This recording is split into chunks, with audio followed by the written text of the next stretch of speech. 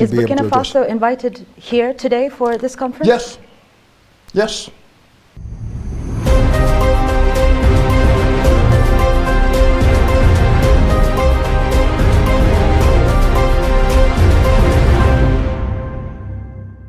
You're welcome to the Pulse of Africa community. I hope you're doing great today. If you're joining us for the first time, don't hesitate to like, share, and subscribe to stay informed and connected to Africa's most important news reports. Your engagements will help this video to reach more people. Thank you very much.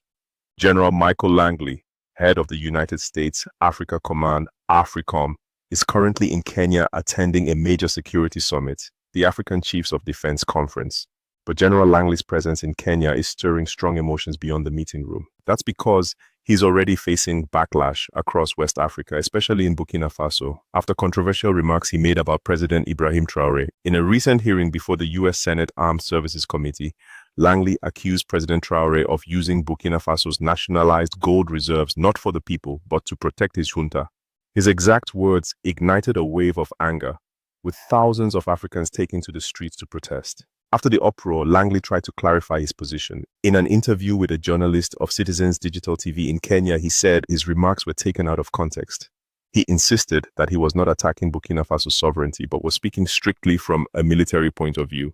According to him, the statement was meant to highlight the lack of external support Burkina Faso is receiving in its fight against terrorism, especially in regions overrun by ISIS and Al-Qaeda affiliates. General, let's talk about countries taking on their own autonomy. You are on African soil, not for the first time, but this would be a good moment to ask about one of the countries that has taken its own autonomy, and that's Burkina Faso. Yeah. Your remarks recently at the Senate seem to suggest that he's diverting, General Traoré, is diverting its 4 billion gold reserves to sustain his military rule rather than for public welfare. These remarks sparked widespread condemnation across the continent. What did you mean by that statement? Let me speak to Burkina Faso's sovereignty. They maintain their sovereignty. They make their decisions how they use their resources. They make their decisions who their resources go to for military support. That's their sovereign right. But my cautionary tale was just from a military perspective. That was a Senate Armed Services Committee asking me a direct question. Burkina Faso, a lot of great things going on to progress them forward, okay? But then when you look at the military part of it, knowing that that's the epicenter of global terrorism, it was my time to illuminate that this is probably their weakest point, and there needs to be sufficient resources going towards for the whole fight of terrorism in that country, period. They make their decisions though. That's their sovereignty, their sovereign right to make their decisions, what is appropriate, what's not. But I wanted to illuminate that is going in the wrong direction now. ISIS is getting stronger. JNIM is getting stronger. Al-Qaeda in the lands of the Maghreb is getting stronger in that country. And do you think it's getting stronger after General Traoré took over? It has. Just look at the numbers of attacks. It really has, since 2022. I've been tracking this since I took command. So, no ill will towards him, but the decisions is their own. They're looking for other ways to be able to, they're still on warfighting footing, but it's just going to take more resources. So you stand by that statement? Because there's been pressure on you to walk those statements back. That's my statement, that's my assessment. That is getting worse. More needs to be done for not just local, but whole of country, because of these violent extremist organizations are seeking revenue, they're seeking resources, they're seeking recruiting from the Burkinabe people, and they're seeking refuge within their country. That threatens their sovereignty. And that threatens America's interest? Say again? Does that then threaten America's interests? Yes, thank you for asking that. Because especially ISIS, and of course in East Africa is inextricably linked all the way to ISIS West Africa, ISIS Sahel. And there's going to be probably a move afoot for them to move and seek refuge within the line. So we have shared objectives, and we offer to work together with the Burkina government and border countries. Mali, Niger, coastal West Africa countries, collective, because here's what these organizations do. Here's what these terrorist organizations do. They seek refuge in the seams or the borders of these countries and lets them thrive and grow and lets them recruit, gain resources to carry on their illicit and nefarious activities against the populations of those people. And what would America, perhaps AFRICOM, be prepared to do? Would you be considering an ouster like we saw with Muammar Gaddafi in Libya? Because there's still many Africans who are yet to recover from that.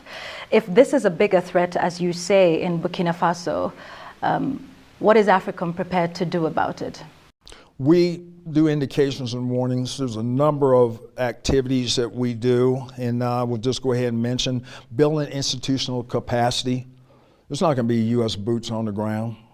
Very, very small for exchange of ideas and training, exercises.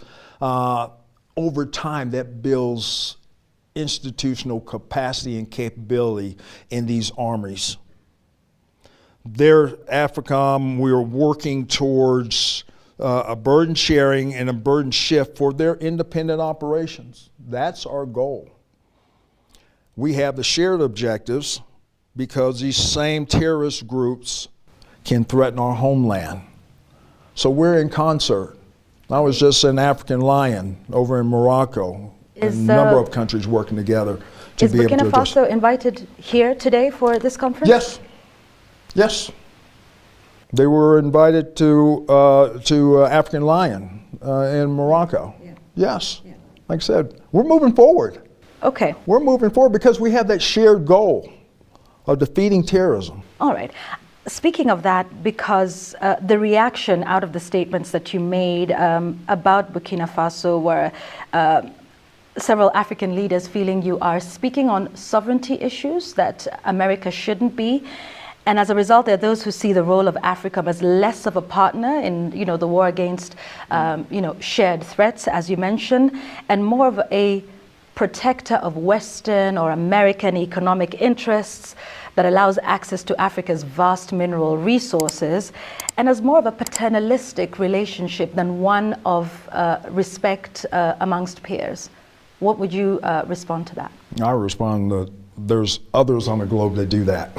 There's others on the globe that do that. I'm going to even bring it up. We should have even already know, okay? But I'm going to even bring that up. Okay. We respect the sovereignty. We respect their decisions. We respect their decisions of who they choose as a security partner.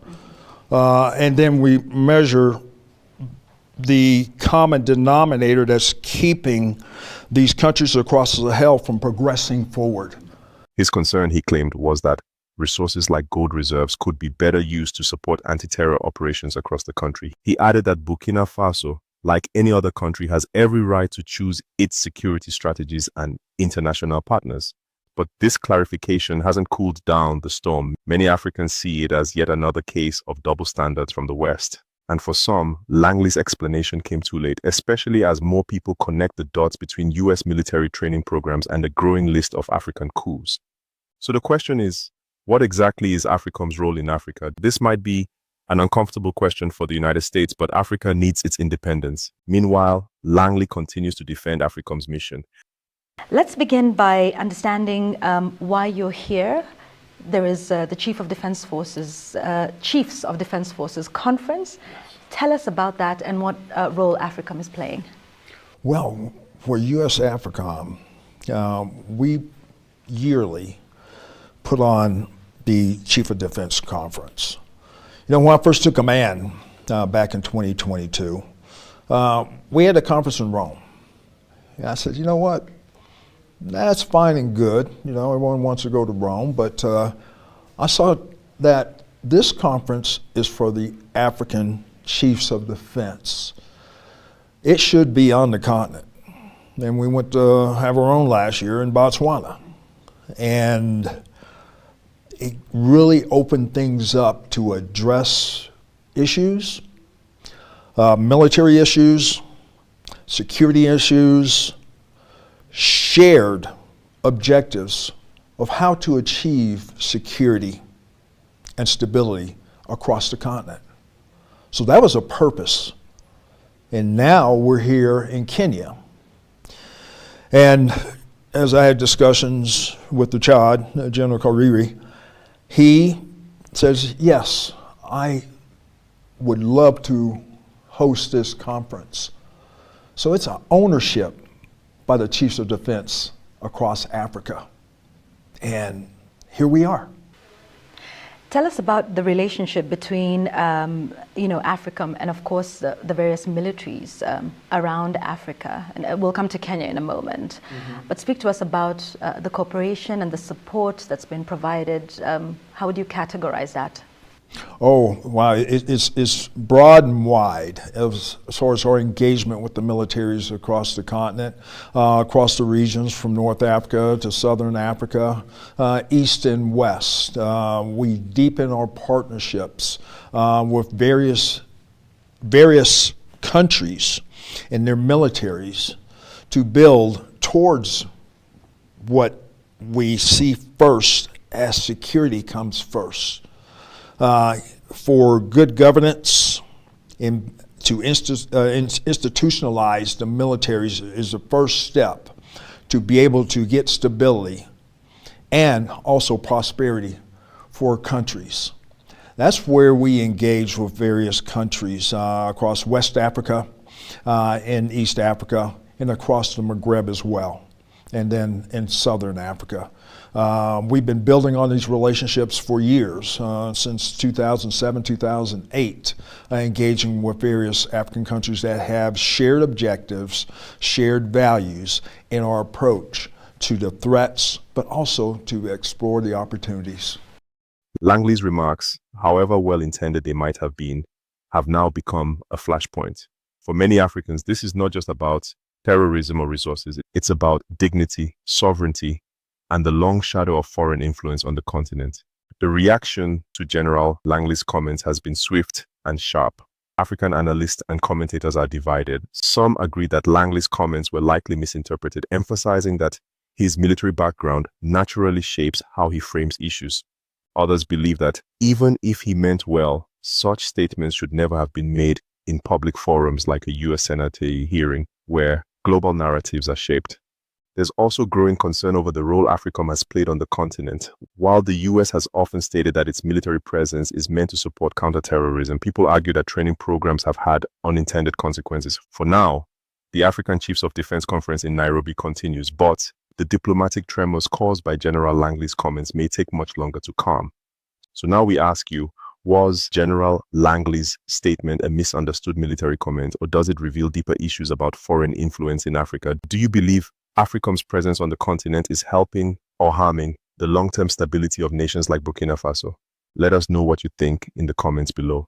Don't forget to like, share, and subscribe to Pulse of Africa for more exclusive insights and updates across West Africa and the Sahel.